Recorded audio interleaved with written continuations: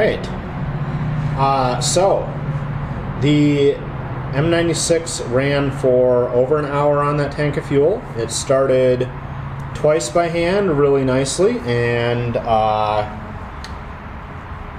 was, yeah, a lot of fun again. This is the first modification on the latch. I think it's holding a bit better. I'd have to look at the old footage to see how that's going. I did take the muffler off, and it actually gets quieter without the muffler because the muffler, the air whistles through the holes on the muffler, which I think is interesting. But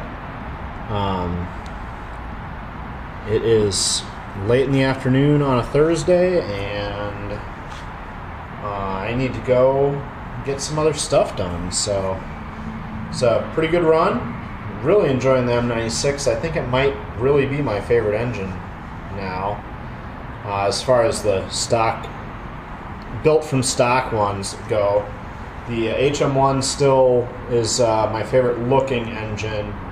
And the engine wars are a lot of fun for being cast up, but of the built-ups like the ET series, this is definitely the most unique and has been a very easy to operate engine.